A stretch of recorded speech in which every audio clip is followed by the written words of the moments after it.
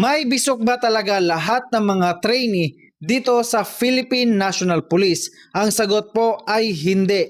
Hindi lahat. Pero may pero po yan kasi existing pa po ang mga salot na NPA dito sa ating bansa. Example po dito sa Mindanao, sabi po ng iba dito ay depende lang po daw kung magbibisok ka. Hindi po yan totoo. Kasi dito sa Mindanao ay priority ito at mandatory po para po yan sa internal security operation. Pag natapos na po ang inyong mga gandang police or gwapong police trainee sa kanilang PSBRC or Public Safety Basic Recruit Course sa unang 6 months at ang pangalawang 6 months, yun ay ang Public Safety Field Training Program, ay kinakailangan po nilang magbisok after ng FTP dito sa Mindanao. Hindi ka po pwedeng umayaw kasi priority po natin ito or mandatory po talaga ito to maintain the internal security to end the local communism or terrorism. Pagkatapos mo pong magbisok ay kaagad ka pong ma-assign dito sa Regional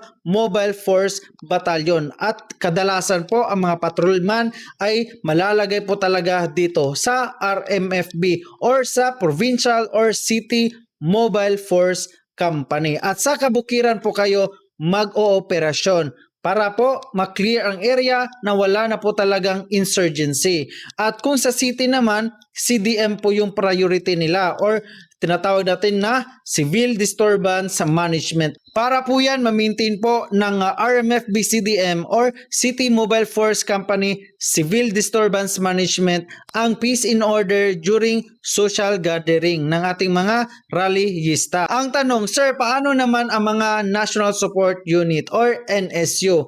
May bisok pa ba sila or magbibisok ba sila? Ang sagot po ay wala or hindi nila priority ang bisok. Pero kung magpa-signify sila na mag-training ng bisok, doon pa po sila allowed to undergo the basic internal security operation course. Pero noon po talaga nung ako ay nagbisok, meron po talaga kaming kasabayan po na NSU kasi may plano po siyang mag-apply ng lateral entry ng Line Service Officer.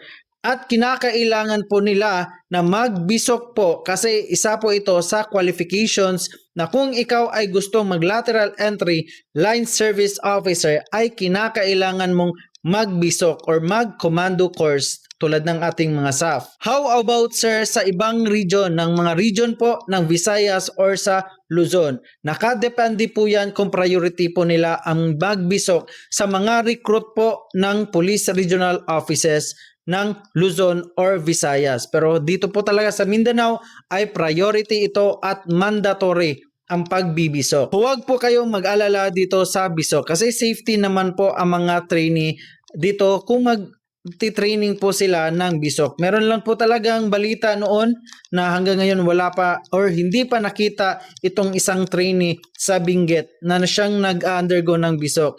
Hindi po natin alam kung ano po yung dahilan, pero ang importante lang po talaga ay ang inyong mga prayers kung sakali ay magbibisok na sila. Ang importante lang po talaga ay ang inyong suporta sa inyong mga asawa or pamilya po na isang bagong pulis ng Philippine National Police.